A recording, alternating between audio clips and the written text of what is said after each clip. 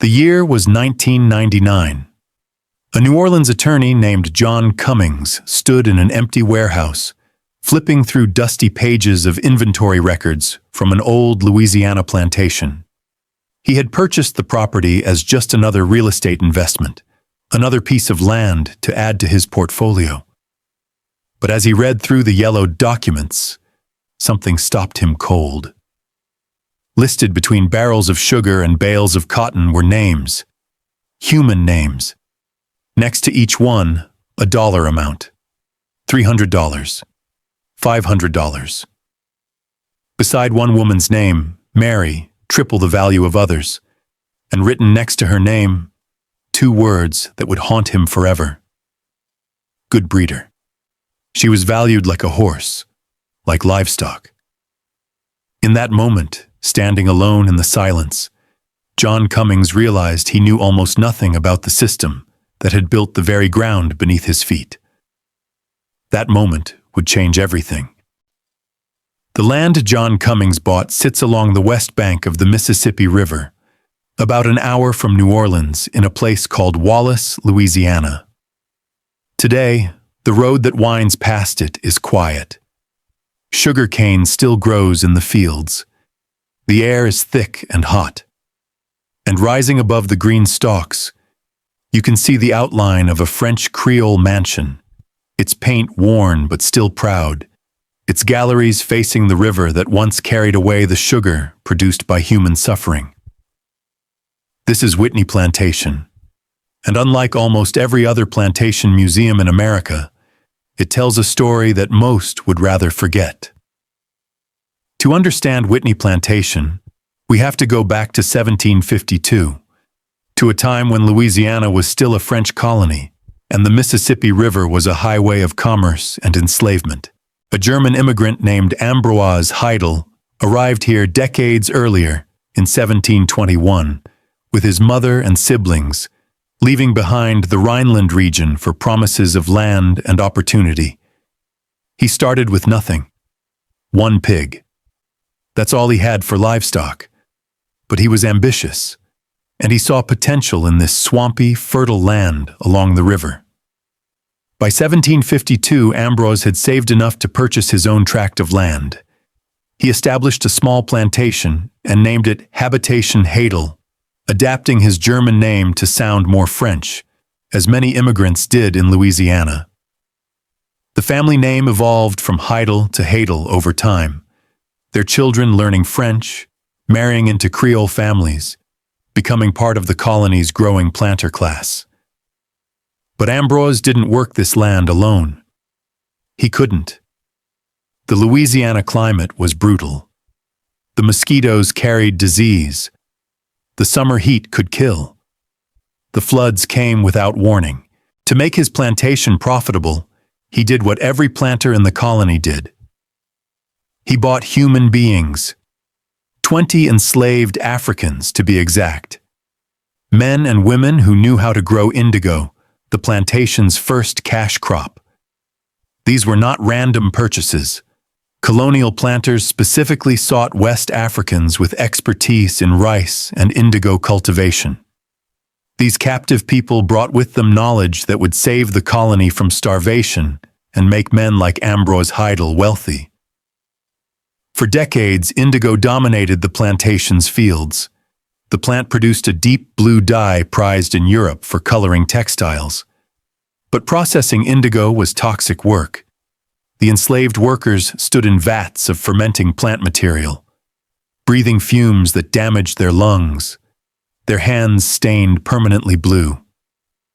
Then, in 1794, the indigo crops failed across Louisiana. It was a crisis for planters. But 1 year later, in 1795, a French Creole planter named Etienne de Boré successfully granulated sugar on a commercial scale at his plantation, just outside New Orleans, boiling cane juice in iron kettles until it crystallized. This discovery changed everything. Louisiana had found its new king. Sugar, Jean-Jacques Heidel Sr., Ambrose's youngest son who inherited the plantation, saw the future clearly. In the early 1800s, he converted the entire operation from indigo to sugar. The transition required more land, more equipment, and far more enslaved labor. Sugar was more profitable than indigo, more profitable than cotton, more profitable than almost anything grown in North America. But it was also more brutal. The work was relentless, the danger was constant, and the death rate was unlike anything seen elsewhere in the United States. Here's what made Louisiana's sugar plantations unique, and uniquely deadly. In every other slave state in America, the population of enslaved people grew naturally over time. Children were born, survived, and grew to adulthood in sufficient numbers that the enslaved population increased even after the international slave trade was banned in 1808. But Louisiana was different. In Louisiana's sugar parishes, the death rate exceeded the birth rate. The enslaved population didn't grow, it shrank. The only way plantation owners could maintain their workforce was by constantly buying new people at the slave markets in New Orleans. Enslaved people called Louisiana Lousy Anna. They knew it was a death sentence. Sugar was a killer. Why was sugar so deadly? The answer lies in the work itself. Growing sugar cane is brutal enough. The plants grow tall, their leaves sharp as razors. Workers had to cut the cane by hand with heavy knives, bending over in the fierce heat and humidity for hours. But harvesting was just the beginning. Once cut, sugar cane begins to spoil within 24 hours. There was no time to waste. The entire harvest season, called grinding season, ran from October through December, and it operated around the clock. Mills never stopped. Some plantations worked their enslaved laborers in 8-hour shifts, but many people worked 16 hours a day, sometimes more. The work was exhausting, but it was also extraordinarily dangerous. Workers fed cane stalks into grinding mills that could catch clothing, hands, arms, and pull people into the machinery, crushing bones and flesh. Others tended massive iron kettles where cane juice boiled at extreme temperatures, the steam filling the mill with suffocating heat. One slip, one moment of exhaustion, and boiling syrup could cause burns that killed slowly and painfully. Open fires, mechanical equipment, no safety measures, no rest. One formerly enslaved person later recalled, "It was a rare thing if a man lived for more than 10 to 12 years of those who worked at the mill." But the cruelty wasn't only in the work. It was in the system itself. Louisiana sugar planters bought predominantly young men from the domestic slave trade. They wanted strong workers who could endure the labor. This created a heavily male workforce, which meant fewer families, fewer marriages, fewer children. Even when women were present, the work was so exhausting that many lost pregnancies. Some planters forced mothers to stop breastfeeding almost immediately after giving birth, sending them back to the fields, which weakened both mother and child. Infant mortality was staggering. Children born into slavery on sugar plantations often didn't survive their first year. Those who did faced malnutrition, disease, and a childhood of labor that began as soon as they could walk. At Whitney Plantation, between 1823 and 1863, 39 children died. Only 6 of them lived past the age of 5. Think about that. 39 children born into bondage on this one plantation. 33 of them gone before they could grow up. Some were stillborn. Some died within days. Many were born right in the fields where their mothers worked. The records from the Archdiocese of New Orleans, which documented baptisms and deaths of enslaved people, reveal something even more devastating. Across the entire St. John the Baptist parish, where Whitney Plantation is located, 2,200 enslaved children died during those same 40 years. The average age of death was 3 years old. 2,200 children. Some records listed them simply as a little slave child. No name, no story. Just a life extinguished before it truly began. Today, when you visit Whitney Plantation, there is a memorial called the Field of Angels. In the center stands a bronze sculpture of a black angel carrying a baby toward heaven.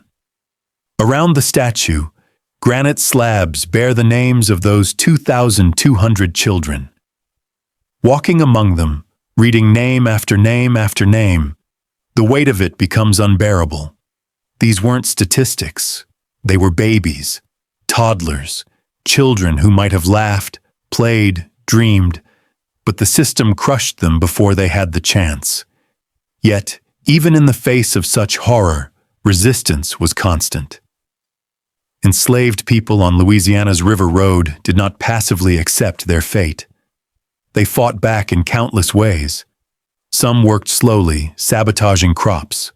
Some broke tools. Others ran away, disappearing into the swamps. And in January of 1811, they rose up in what became the largest slave revolt in United States history. It was a rainy night, January 8, 1811, at a plantation owned by a man named Manuel Andre, just a few miles from Whitney. A mixed-race overseer named Charles Deslondes, who had been secretly organizing for months, led a group of about 25 enslaved people into Andre's home.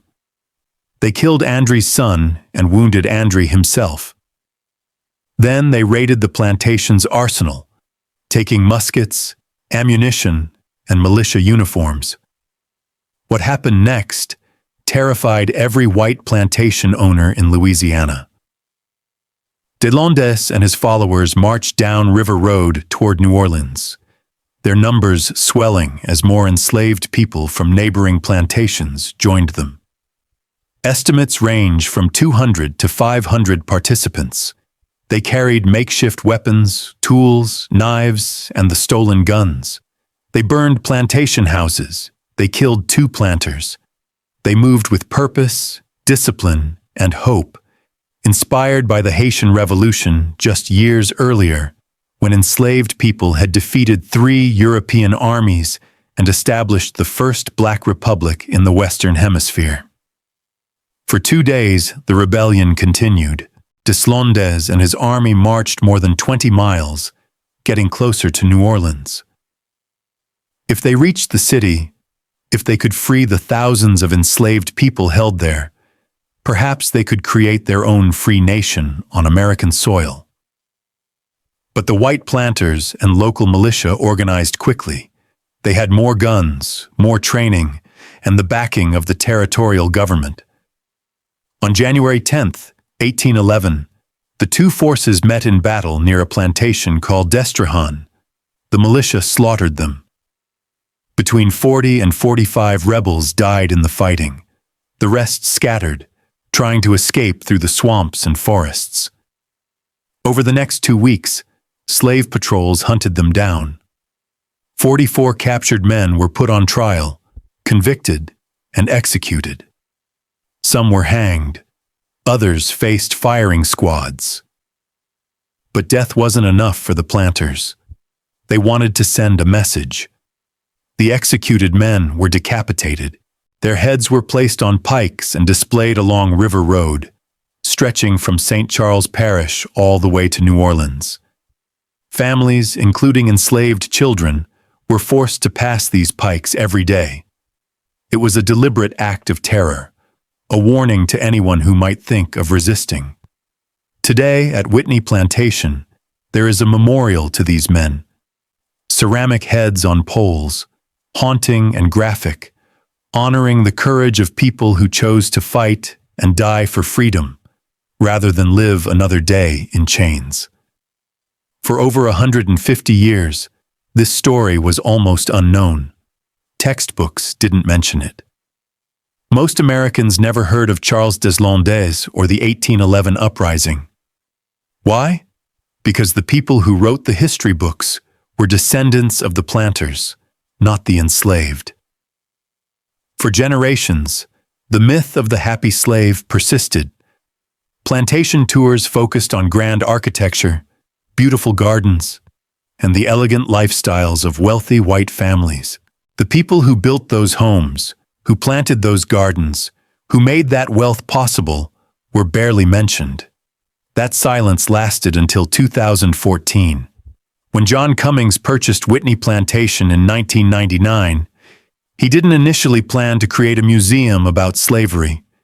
He was a successful trial lawyer and real estate investor. He had made a fortune representing clients in disaster cases, and he'd grown wealthier still through smart property investments around New Orleans. Whitney was supposed to be just another deal, but those inventory records, those names with prices attached, shook something loose in him. He began reading. He read one book, then another, then hundreds. By the time he opened the museum 15 years later, he'd read over 400 books on slavery. And the more he learned, the more he realized how much had been hidden, erased, or deliberately forgotten. Restoring the plantation wasn't easy. When Cummings bought it, the property was in terrible condition. The main house, built around 1790, was falling apart. The outbuildings were collapsing. Decades of neglect had taken their toll, but Cummings poured $8 to $10 million of his own money into the project.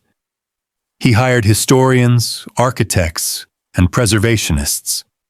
He moved an entire historic church onto the property, the Antioch Baptist Church, built by freed slaves in 1870. He commissioned artists to create memorials that would tell the truth.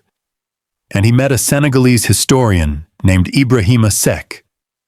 Dr. Seck was a professor at the University Cheikh Anta Diop in Dakar, Senegal, specializing in the cultural and historical connections between West Africa and Louisiana. In 2000, Cummings invited him to visit the plantation and consult on the project. That visit turned into summers of research, which eventually became a full-time role in 2013 when Seck joined as director of research. What made Seck's contribution so important was his insistence on centering African agency and resilience, not just suffering. Yes, enslaved people endured unimaginable cruelty, but they also brought skills, knowledge, music, religion, language, and foodways that shaped Louisiana culture. They weren't just victims. They were survivors, resistors, creators, and culture bearers. Together, Cummings and Seck created something unprecedented. Whitney Plantation would be the first museum in the United States dedicated exclusively to telling the story of slavery from the perspective of enslaved people. Not the planters, not the wealthy families, the workers, the children, the rebels, the people whose names appeared in inventory lists. On December 7th, 2014, the museum opened its doors to the public for the first time in its 262-year history. Over 750 people attended the opening.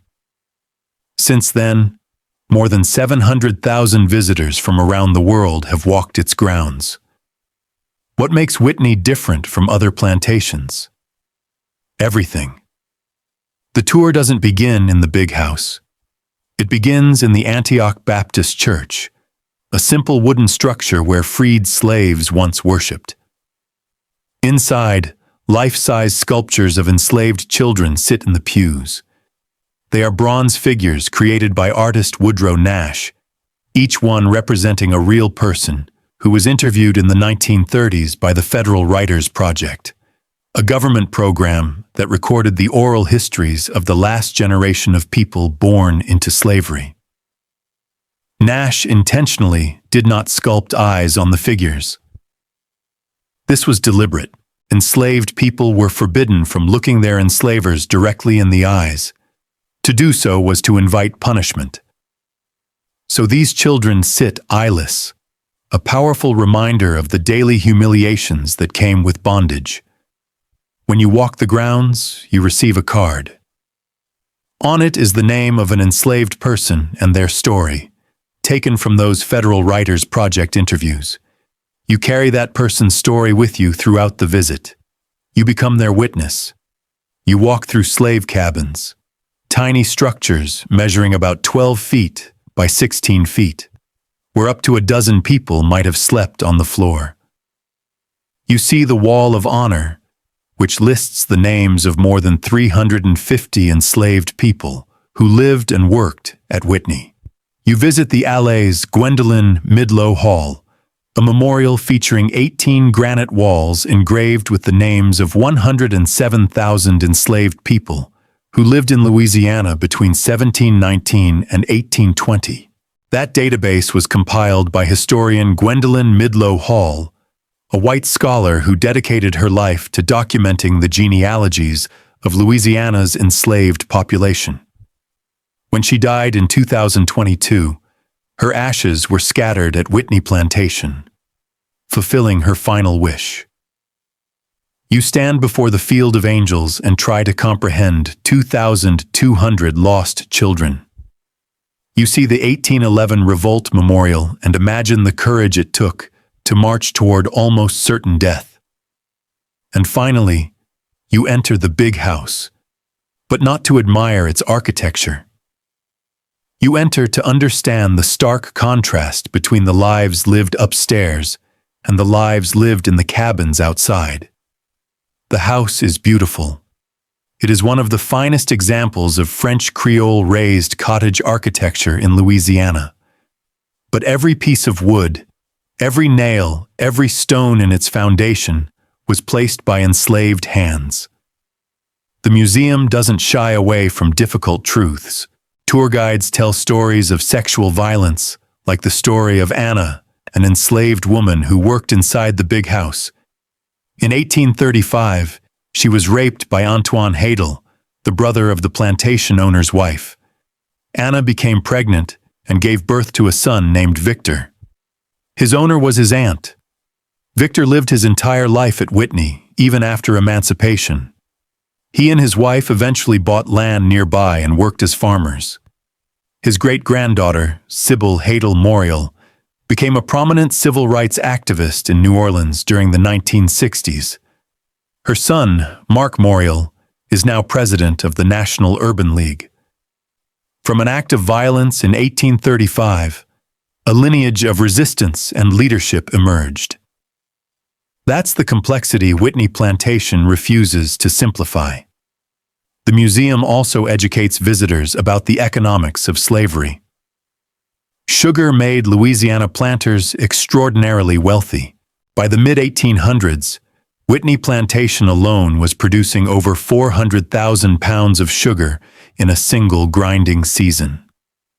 That sugar was shipped down the Mississippi to New Orleans and then to markets across the world. It sweetened tea in London. It went into cakes in Paris.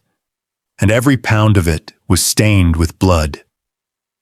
The global economy was built in part on the suffering of people who never saw a cent of the profit they generated. After the Civil War ended in 1865, slavery was abolished. But Whitney didn't close.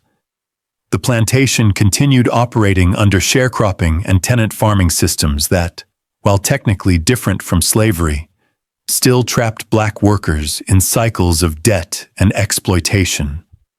Families who had been enslaved at Whitney often stayed because they had nowhere else to go. They continued working the same fields, living in the same cabins, under new arrangements that offered barely more freedom. The plantation finally ceased operations in 1975. Two of the original slave cabins were still occupied that year by descendants of people who had worked the land for generations. By the time Cummings bought the property in 1999, it had passed through many hands. After the Hadel family sold it in 1867, it was purchased by Bradish Johnson, a businessman who renamed it Whitney after his daughter, who had married into the Whitney family. Later owners included various Louisiana families, and eventually Formosa Chemicals and Fiber Corporation, which bought it in 1990 with plans to build the world's largest rayon factory on the site. Public outcry stopped that project. That's when Cummings stepped in and bought it for a reported $1.7 million. The property had been listed on the National Register of Historic Places since 1992, which provided some protection, but it was still in danger of being lost forever. Cummings spent 20 years restoring, researching, and building the museum. Then, in 2019, he did something remarkable. He donated the entire property, the land, the buildings, the art, everything, to a nonprofit organization called the Whitney Institute. The museum is now operated as a 501c3, governed by a board of directors. Cummings didn't want it to be dependent on one person's wealth or vision. He wanted it to survive for generations, to continue educating people long after he was gone. Dr. Seck remains as director of research. He often gives tours himself, and visitors describe those experiences as transformative. Seck doesn't just recite facts. He speaks with passion and urgency. He connects Louisiana's history to the broader African diaspora. He reminds visitors that the history of slavery is not just Black history. It's American history. It's human history. And understanding it is essential if we want to confront racism, inequality, and injustice today. He has a saying from Senegal: "Truth is like fire. You may choose to sit on it, but not forever." Whitney Plantation is where that fire burns openly. The museum has faced challenges. In 2021, Hurricane Ida caused significant damage to the property. The church, the big house, and some slave cabins sustained serious harm.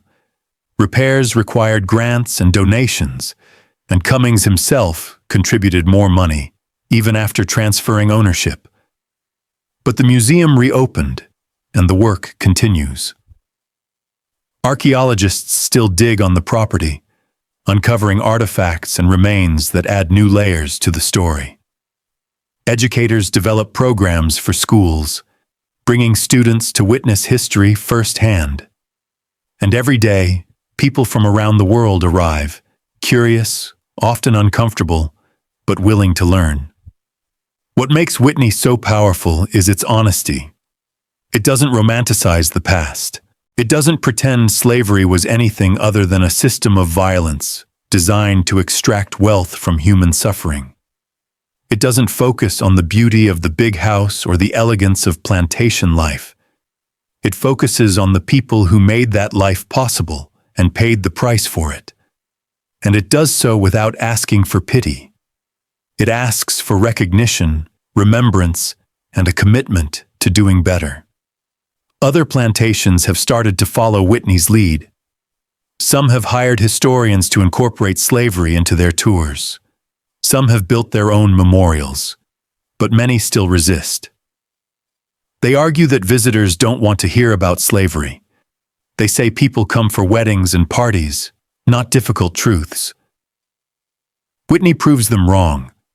Hundreds of thousands of people have chosen to visit a place that centers pain, resistance, and resilience. They come because they know that understanding the past is the only way to change the future. There's a moment that happens on almost every tour. It's when visitors reach the Field of Angels. The guide explains that 2,200 children died in this one parish over 40 years. That's an average of 55 children every single year, more than one child every week. And then the guide pauses. Silence falls over the group. People look around at the names engraved on the granite. Some cry, some pray. Some just stand there, trying to absorb the enormity of what they're seeing. That silence is important.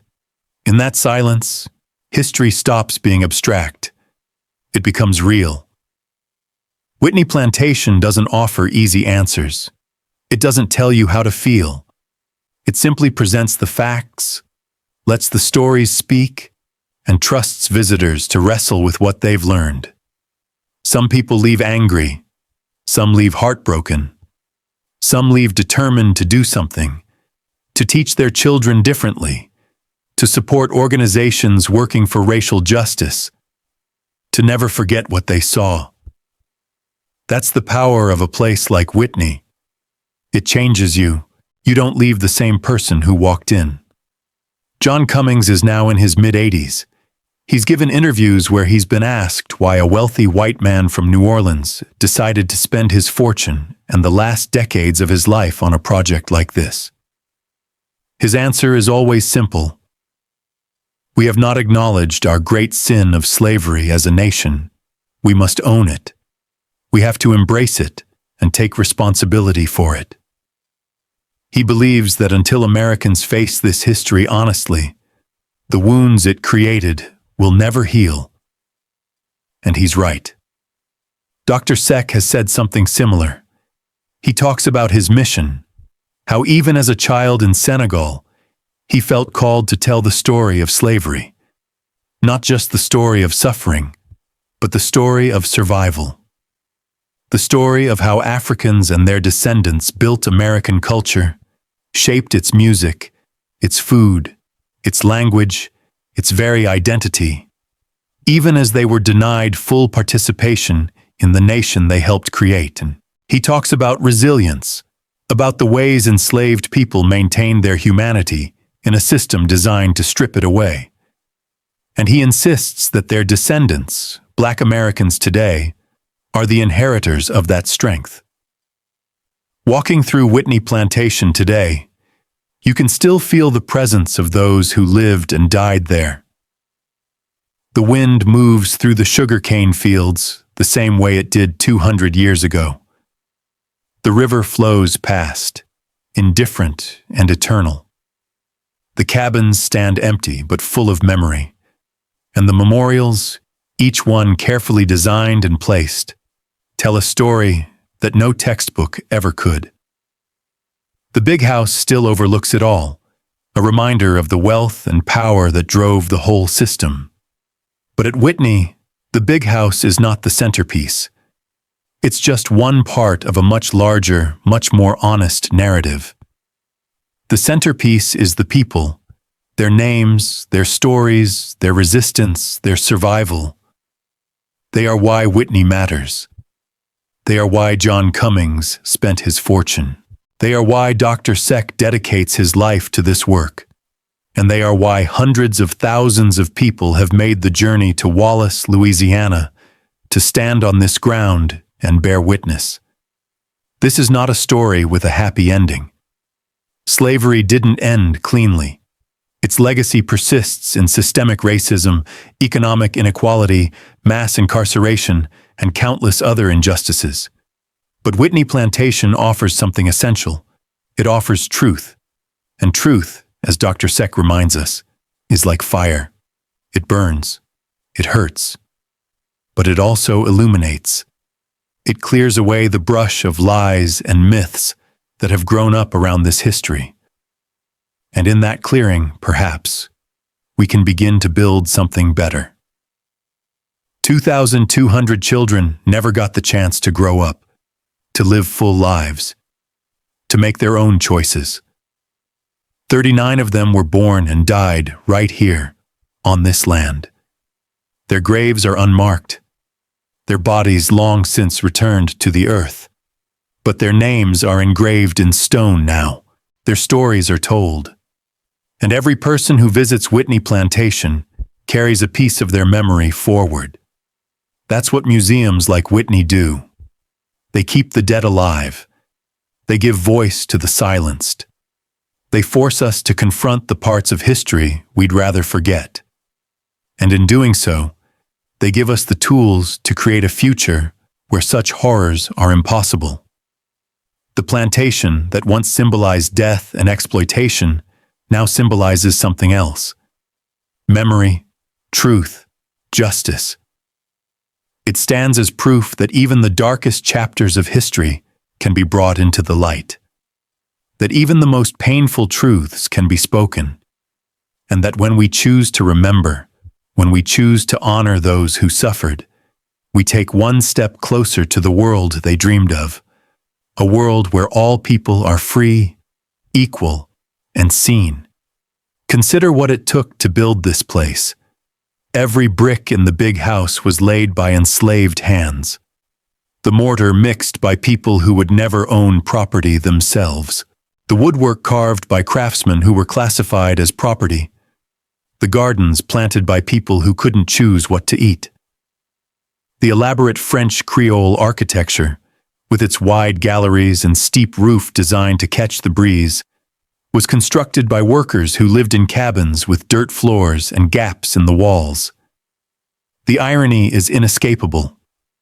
The beauty of the big house was created by people who were denied beauty in their own lives. Walk through those slave cabins today, and you'll understand the mathematics of cruelty. 12 feet by 16 feet. That's 192 square feet total.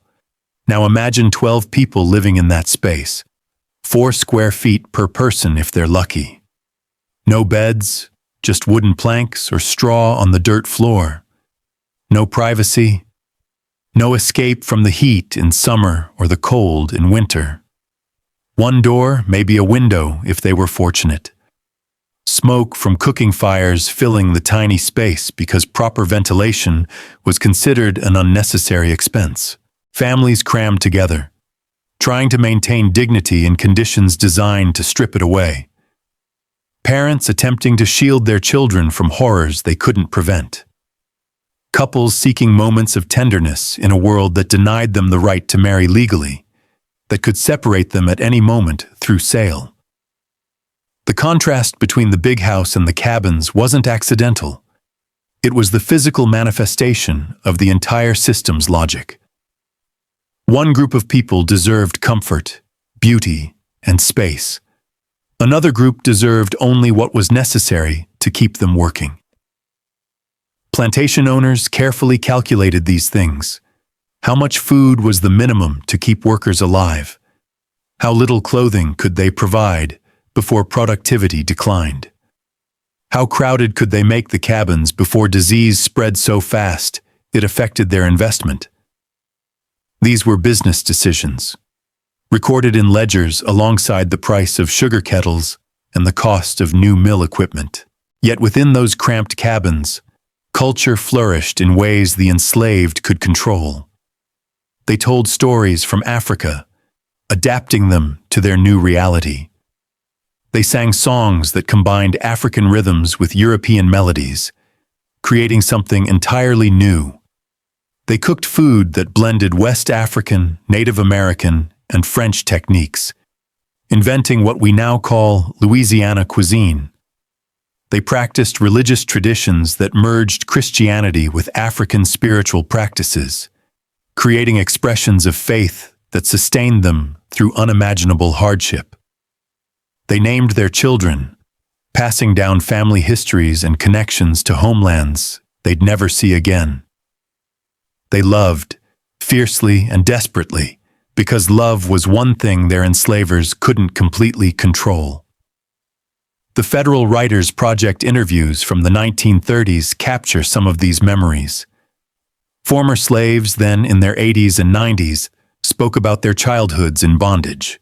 They remembered kindnesses between enslaved people, acts of protection and solidarity. They remembered music and dancing in the quarters on the rare days when work stopped. They remembered elders telling stories, teaching survival skills both practical and spiritual. But they also remembered the whip, the auction block, the chains, the dogs, and the constant fear. Reading those interviews is to encounter human beings in their full complexity, people who were neither simply victims nor simply survivors, but both, simultaneously, always.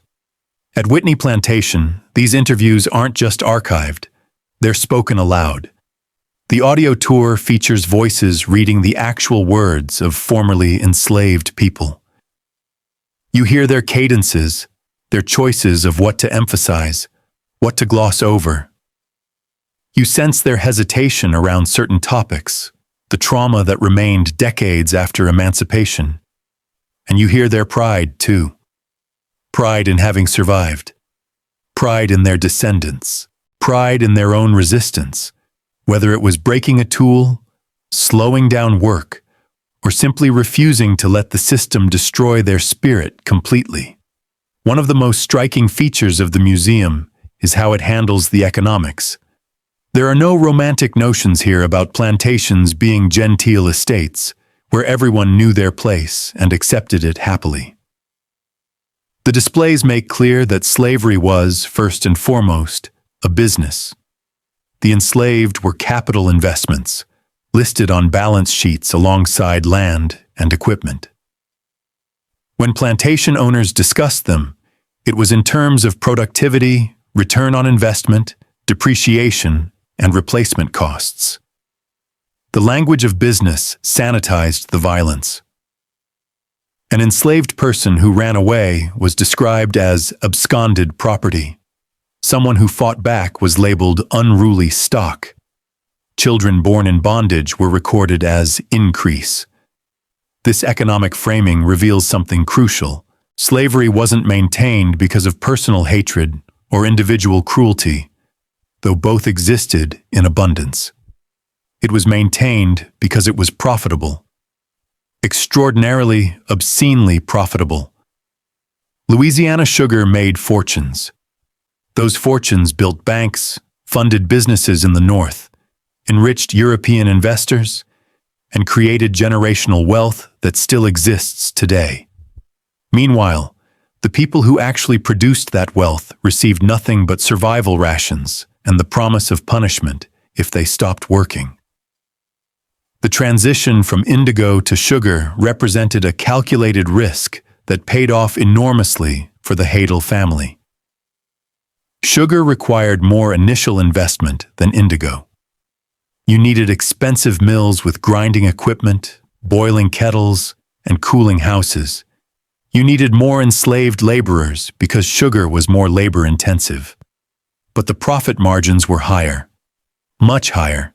By the mid-1800s, sugar was so profitable that Louisiana planters could afford to work people to death and simply buy replacements. It was cheaper to purchase a young man from the slave markets in New Orleans every few years than to provide conditions that would allow workers to survive long-term or have families that grew naturally. Think about what that means. Plantation owners did the math and decided that human lives were disposable, not in a fit of rage or passion, but as a cold business calculation. The death rate exceeded the birth rate not because planters were unaware of it, but because changing the system to lower mortality would have reduced profits. Workers died young because keeping them alive longer cost more than replacing them. That's not just cruelty. That's systematic, economically rationalized genocide. And yet, the system eventually collapsed. Not because plantation owners suddenly developed consciences, but because enslaved people never stopped fighting. The 1811 uprising was just one example, the largest but far from the only one. Every plantation in Louisiana experienced resistance. Workers broke tools constantly. They feigned illness. They moved slowly, forcing overseers to watch them constantly. They burned crops when they could do so without getting caught. They ran away, despite knowing that dogs, whips, and worse awaited if they were captured. Some succeeded in escaping, making their way to New Orleans or other cities where they could sometimes blend into free black communities, always living in fear of being recognized and returned. During the Civil War, when Union troops moved through Louisiana, enslaved people on Whitney Plantation and thousands of others didn't wait for official emancipation. They walked away. They fled to Union lines, enlisted in the army if they could, or simply disappeared into the chaos of war. For many, this was the first time in their lives they'd made a choice about where to go and what to do. That first taste of self-determination must have been intoxicating and terrifying in equal measure. But emancipation didn't mean freedom, not really. With no land, no education, no resources, and facing violent opposition from former enslavers, most freed people had limited options. Many ended up working the same plantations under sharecropping arrangements that trapped them in debt. They planted the crops, harvested them, and at the end of the season discovered they owed more for supplies than their share of the crop was worth. The cycle repeated year after year. Different name, same chains. This continued at Whitney Plantation for over a century after slavery officially ended. Families lived in those same cabins, worked those same fields, and remained tied to the land through economics rather than law. The fact that workers were still living in the original slave quarters in 1975, 110 years after emancipation, tells you how slowly real change came to places like this. Those families were descendants of people enslaved at Whitney. Generation after generation born in the same small space, working the same sugar cane, unable or unwilling to leave because where else was there to go? What other skills did they have? What other home did they know? This history doesn't fit neatly into timelines we learn in school. We're taught that slavery ended in 1865, full stop. But systems of oppression don't end cleanly. They adapt, they find new forms. At Whitney and thousands of places like it, the power dynamics barely shifted for decades. The people who had been masters became landlords and employers. The people who had been enslaved became sharecroppers and wage laborers with almost no bargaining power. The violence continued, often sanctioned by law. Black codes in Louisiana restricted movement, employment, and basic rights. Later, Jim Crow laws formalized segregation. The Ku Klux Klan terrorized anyone who challenged the racial order. And all of it was built on the same foundation as slavery, the belief that some people were worth more than others based solely on the color of their skin. Whitney Plantation doesn't end its story in 1865 because the story didn't end then. It traces these connections forward, showing how slavery's legacy shaped everything that came after. The Great Migration, when millions of Black Americans fled the South for northern cities, was a direct response to conditions in places like St. John the Baptist Parish. The civil rights movement of the 1960s fought against laws and customs born from slavery's racial hierarchy. The economic inequalities we see today, with Black families having a fraction of the wealth of white families on average, trace back to the fact that for 250 years, Black labor enriched others while Black people themselves were forbidden from accumulating wealth. Dr. Seck emphasizes these connections in his tours. He doesn't let visitors compartmentalize this history as something safely in the past. He asks them to consider how it shapes the present. Where do they live? Was that neighborhood shaped by redlining policies that prevented Black families from buying homes there? Where do they work? Did that industry profit from slavery or benefit from the wealth it generated? What do they teach their children about American history? The questions are uncomfortable, deliberately so. Comfort doesn't create change. The museum has sparked difficult conversations, not just among visitors, but within the broader plantation tourism industry. For years, most plantation tours in Louisiana and across the South focused almost exclusively on architecture, furnishings, and the lives of wealthy white families. Slavery was mentioned briefly, if at all, often softened with language about servants or workers. Some plantations hosted weddings and parties in the big houses and on manicured lawns, treating these sites as romantic venues rather than places of immense suffering. Whitney's success challenged that model. By centering slavery, by refusing to romanticize the past, by drawing hundreds of thousands of visitors willing to confront difficult truths, Whitney proved there was both an appetite and a need for honest history.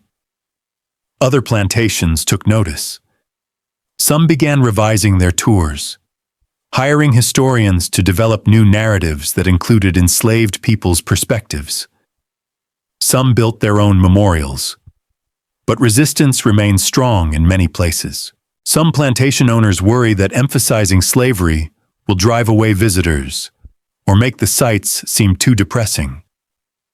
Some believe that focusing on enslaved people diminishes the accomplishments of the families who built the estates, as if architectural beauty and historical horror can't coexist in the same space.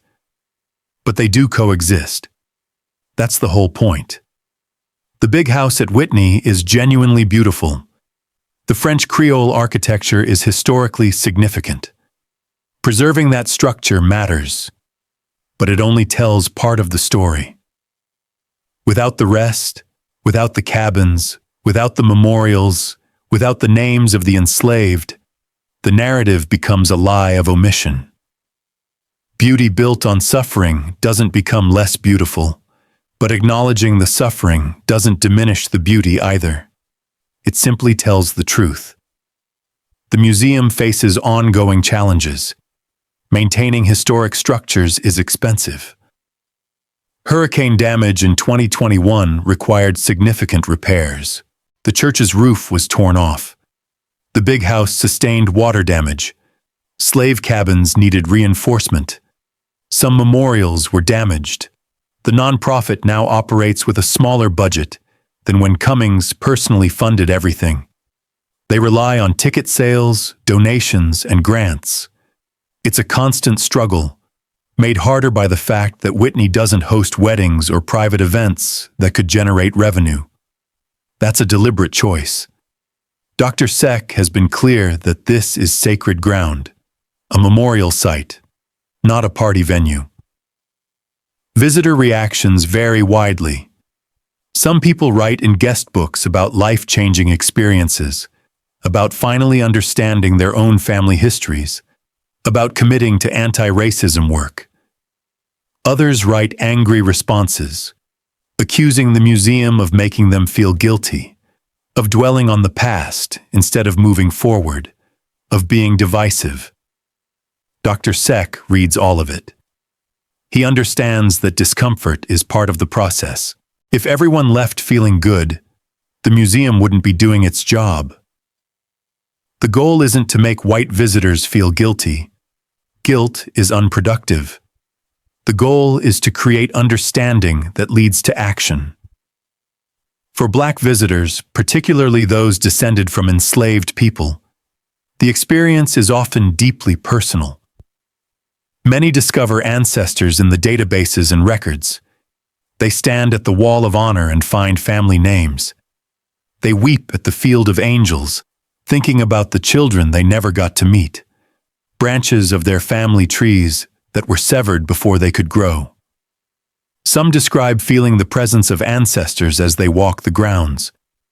Others feel rage at what was done to their people.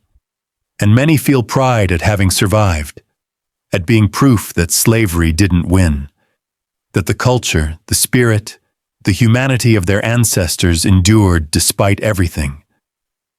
The museum also attracts international visitors. People come from Europe, Africa, Asia, and Latin America. For many, it's their first real encounter with American slavery beyond what they've seen in movies. The African visitors often have complex reactions. Some feel connected to the enslaved people, recognizing the African cultural elements that persisted in Louisiana.